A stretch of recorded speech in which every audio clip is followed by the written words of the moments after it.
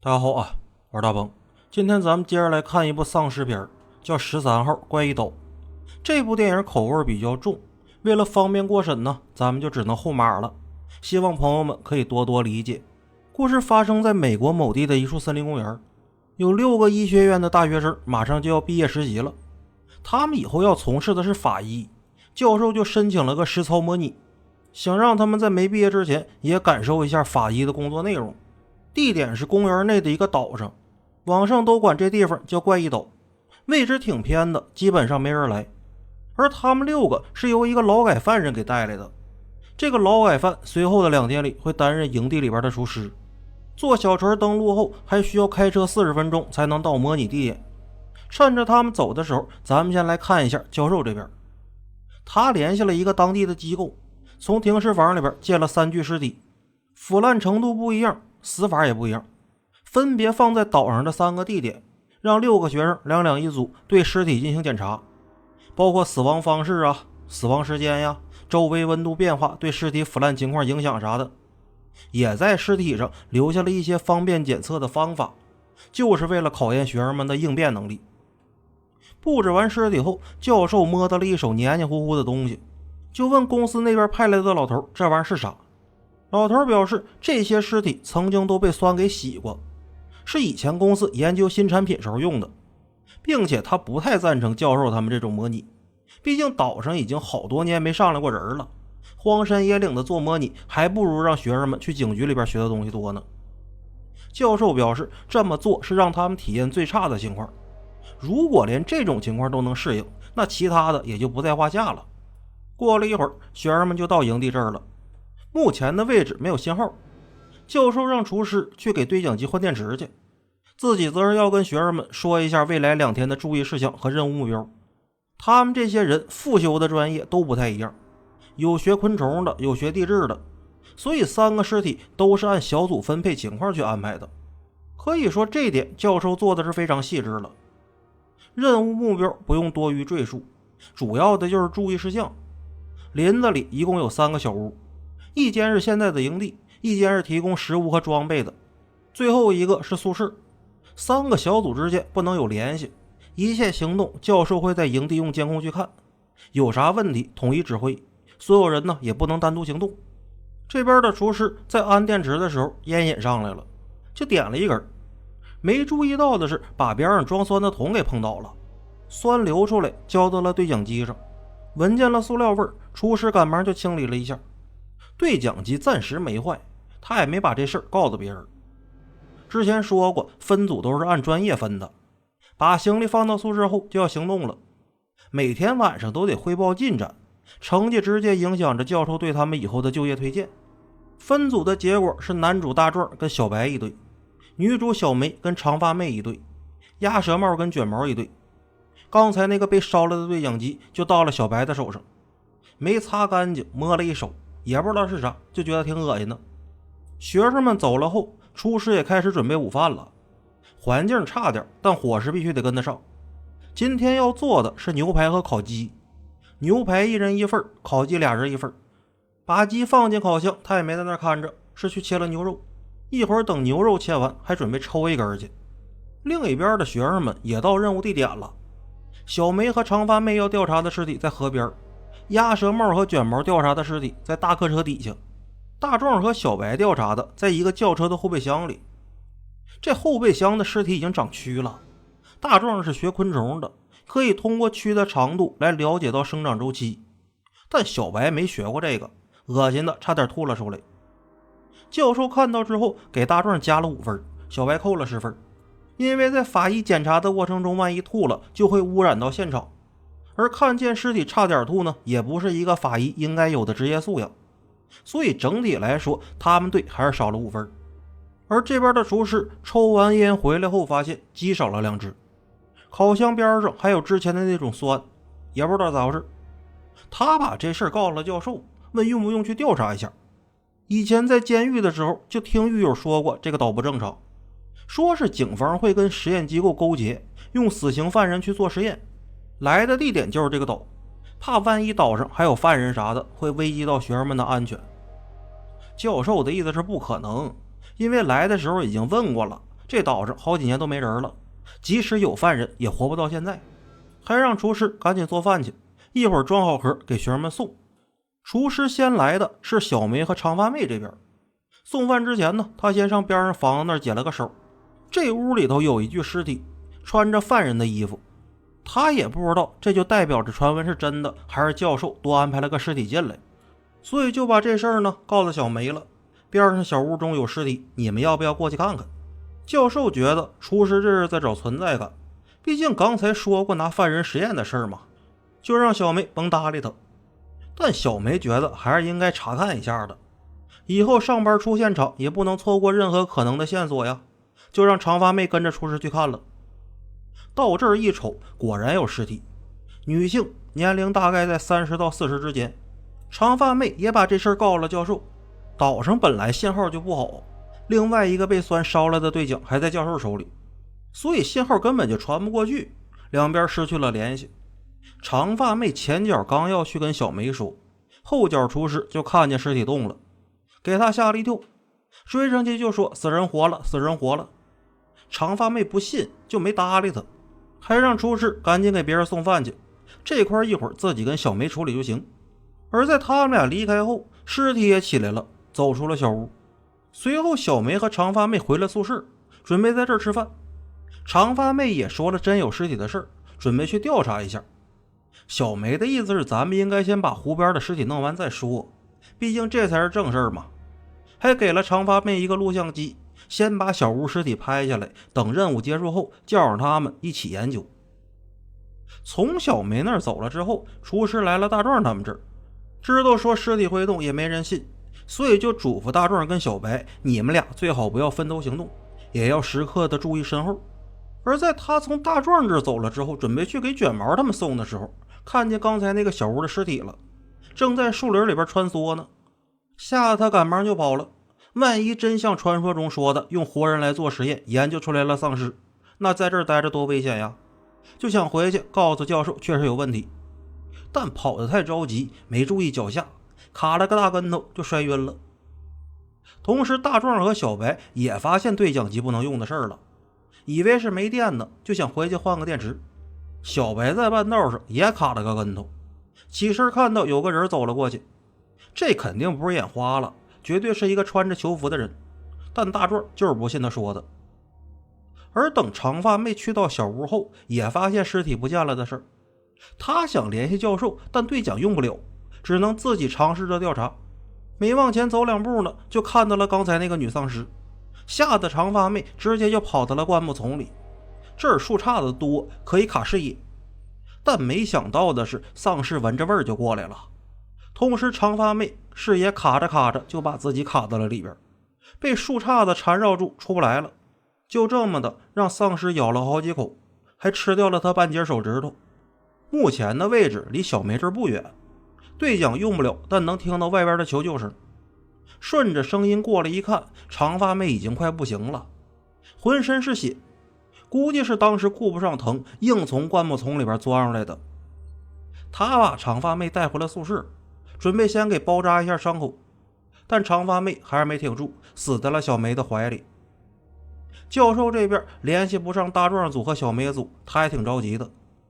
而厨师醒了后跑了回来，说赶紧走吧，尸体复活了，估计还不止一个呢，没准就是之前生化实验的产物。教授相信科学，觉得死了的人那是不可能复活的，生化武器也做不到这种情况，依旧不相信厨师的话。同时现在营地里的灯又灭了，估计是发电机出了问题，就要去修发电机，等学生们回来再说。而他们俩没注意到的是，现在监控中显示大壮组那边来了个丧尸，正在吃后备箱里边的尸体呢。长发妹的死给小梅吓坏了，双腿发软，教授还联系不上，不知道怎么办才好。这时候长发妹的尸体突然站了起来，还准备攻击他。现在小梅也顾不上那老些，从边上拿了个壁纸刀就对长发妹一顿输出。受伤后长发妹暂时倒地，小梅也暂时安全了。又过了一会儿，鸭舌帽和卷毛回了营地，想问问为啥没人给他们送饭去。厨师表示，我去给你们送的路上看见树林里边有一个尸体在走，就把我给吓跑了。这就让鸭舌帽想到之前确实好像听见树林里边有啥动静。他是相信厨师的，建议教授赶紧联系个直升机，先从这儿跑出去再说。教授觉得这就是妖言惑众，让鸭舌帽和卷毛接着回去调查尸体，如果不去我就把你们分全扣了。这边的大壮和小白换好电池之后也回车这儿了，发现尸体被吃了，还觉得挺奇怪的，多少蛆他也吃不了这么快呀。小白之前就看到了穿囚服的人，第六感告诉他这个岛很危险，就没管大壮，准备自己先回营地。可走着走着就碰见丧尸了，还不是一只，2个丧尸配合着把他逼到了角落里，小白就这么被吃了。叫声非常大，大壮和营地这边都听见了。会合后一问才知道，小白根本就没回营地，同样没回来的还有小梅和长发妹。厨师的意思是估计已经凶多吉少了，首先发现尸体的就是小梅那边，理论上他们俩也是最先遇害的。大壮听到之后急了，因为小梅是他对象，现在就很担心女友的安危。教授现在也相信事儿不对了，让他们几个都别吵吵。目前没听到小梅和长发妹的惨叫，估计他们还是安全的，先想想咋救人再说。剩余的3个学生决定分头行动，大壮去找小梅和长发妹，卷毛和鸭舌帽出去找小白，活要见人，死要见尸。让教授跟厨师留守营地，用监控去看丧尸的动向，有啥情况及时用对讲机联系。与此同时，长发妹休息了一会儿又复活了，小白也顺着气味追杀到了小梅这儿，是从地板上进来的，但被卡在了中间。小梅先是用木棍插进了长发妹的嘴，给钉在了墙上，又拿了一瓶酸去浇小白，浇不死也给你烧个半死。一看丧尸好像不太怕疼，小梅呢就又想了个招，捡起块被小白撞碎的木板，直接割开了他的脖子。这边还没处理好呢，长发妹又过来了。刚才那个木棍是插在了腮帮子上，往前一使劲，顺着脸皮就给薅下来了。这回小梅是忍不了了，用木板插进了长发妹的头里，得先弄死一只再说，要不然他俩左右拉扯着打，打到天亮战斗都结束不了。他这个方法是有效的，在长发妹死后，小梅也可以安心的对付小白了。先是用化学药品做了个炸弹，顺着房顶爬出来，等着小白来追。刚一露头就把炸弹塞到了小白的脖子里，炸死你个龟孙不就完事儿了吗？到了晚上，大壮也在宿舍这儿找着小梅了，同时他的身后还跟来了一只丧尸，俩人卡着视野一动不动，准备等着丧尸吃长发妹尸体的时候，趁机拿木板掏他一下子。但这个丧尸是生化改造过的，木板根本扎不进去，还被人家发现了位置，只能逃跑，争取能回到营地和大部队会合。而营地这边也不安全，女丧尸闻到了肉味，正吃厨师的食材呢。教授有一把枪，想从后边给丧尸来个突然袭击，就让厨师在屋里边好好躲着。但他们没发现的是，屋子底下也有一只。厨师进屋一发出声音，丧尸听见了，撞破地板就冲了出来。厨师用汽油做了个燃烧瓶去砸，但他身边没有火，光洒了丧尸一身油也没有用，最终还是被咬伤拽进了地板里。教授回来的时候人就已经不见了，他也知道厨师大概率就是凶多吉少了，营地破了这么大个洞，肯定也不安全了。另一边的卷毛和鸭舌帽是去仓库里边拿了点武器，还没找着小白呢，但他们不是野外生存探险，所以武器方面也没啥好用的东西，杀伤力最大的就是砍柴用的小斧子了。这边的大壮和小梅则是悄悄地摸到了客车这儿，教授也过来了，问他们有没有见过鸭舌帽和卷毛。大壮说没看见，估计是走了不同的方向。教授让他们俩在车里边躲好别出来，自己去另外一边看看。走之前呢，还给小梅留了一把枪。没过一会儿，厨师变成丧尸来了客车这儿，而卷毛他们俩中途遭遇丧尸后，是去了白天送他们来的那个车那儿，为了躲避，只能先进到车里。也就是这么一按喇叭，小梅和大壮听见声音了。这辆车是能开的，鸭舌帽一脚油下去就甩开了丧尸，带着卷毛漫无目的的往前开。毕竟对讲不能用，他俩也不知道其他的人在哪儿。小梅和大壮想去车那找卷毛他们，刚一下车，厨师就冲过来了。大壮为了护着小梅，准备上前搏斗。小梅一紧张，抬手就打，好巧不巧的，第一枪打在了大壮的后背上，一下子就给搂倒了，给厨师都看了一愣。也就是这么一犹豫，小梅开出了第二枪，击中了厨师。随后大壮他们和卷毛他们顺着路走，也成功的汇合到了一起。接下来只要找到教授就可以了。可在寻找的路上又碰见了丧尸，有从前边拦路的，有从边上撞玻璃的，压死了几只，撞飞了几只，最终只剩下了一个趴在了前挡风玻璃上。大壮有伤没法作战，鸭舌帽得开车，小梅开枪又怕误伤，所以只能让卷毛去跟丧尸1v1。俩人搏斗的这个位置会挡住车的视野，鸭舌帽看不见路，车就撞到营地里边去了。小梅和大壮在后排，问题不大。卷毛当场撞死，鸭舌帽的鸭舌帽丢了，丧尸一点事没有，还要进来抓他们。危机时刻，大壮捡起了枪，对着丧尸抬手就打，也为团队解决了麻烦。调整好状态后，仨人开车准备冲出园区。但大门外头有一个树桩子，天黑看不清，正好他们这车左大灯还坏了，就这么撞到了树上，发生了侧翻。人没啥大事，估计想把车再给弄正回来那是不太可能了，所以只能步行前进。这时候鸭舌帽发现自己受伤了，应该是膝盖掉环了。正好他们几个都是学医的，小梅会正骨，就帮他把掉了的位置重新又给接到了一起。走了一会儿，发现这块有好多房子，估计就是之前监狱实验的员工宿舍。鸭舌帽在一个杂物间找到了剑，但没有弓，只能当做近战武器使。大壮也把枪还给了小梅，让她去分头搜索一下，自己有伤，别说搜索了，能活到现在呀，已经是烧高香了。先碰见丧尸的是小梅，本着手里有枪心中不慌的原则，准备绕后给一个突然袭击。但他在听小物这方面还稍微差点，本以为是自己绕后了，但实际上是被丧尸绕后了。还好是发现的及时，但第一枪打的有点偏，是打到了肚子上。第二枪也有点偏，打到了眼睛上。想着第三枪那我就离近了打呗，对着你脑门开枪还能歪了呀。但这枪没子弹了。丧尸一看你装了半天逼，现在按回合也到我了呀，冲上来就扑倒了小梅。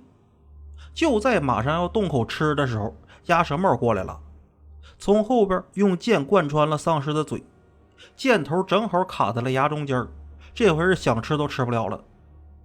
几个人就这么一直躲到了第二天天亮。教授出去绕了一圈，啥也没干，也回来了。老头昨天晚上听见枪声，今天早上也准备过来查看一下情况。教授把火撒到了老头身上，问为啥知道这有危险，昨天还不提醒，让他现在把知道的全说出来，不说就打死你。老头就说了呀，之前公司拿死刑犯做生化实验，结果中间出了问题，这些犯人就都成了丧尸，但已经是几年前的事了，他也不知道丧尸到现在还没饿死。正说呢，后脑勺上插根剑那个丧尸过来了。教授把老头扔过去拖延时间，丧尸合不上嘴，吃的也比较慢。教授准备开车走，但发现钥匙没在车上。等丧尸咬死老头后，也看见钥匙在哪儿了，现在正在丧尸嘴里边那根剑上挂着呢。电影到这儿呢也就结束了。最后咱们简单的来说一下吧，这片好像以前在视频网站上有，但后来被下了，可能是因为口味相对来说比较重。他这个电影制作成本很小的，丧尸的妆也不是说像咱们以前看的那种，这电影里边都是腐烂尸体的状态。整体来说不算特别的好吧，但剧情上相对还凑合，起因经过啥的都交代清楚了。如果看过别的丧尸片再看这个就很容易接受，如果没看过别的，这部电影确实容易造成一些阴影。我个人认为还是带点搞笑风格的，打斗场面不算激烈，但也能看得出来没在对付事儿。承受能力强的朋友们呢，可以看一下原片。行，那今天的内容啊就先到这儿了。希望喜欢的朋友可以点个赞支持一下。在这儿啊，也是先谢谢大家了，感谢您的观看，咱们下期见。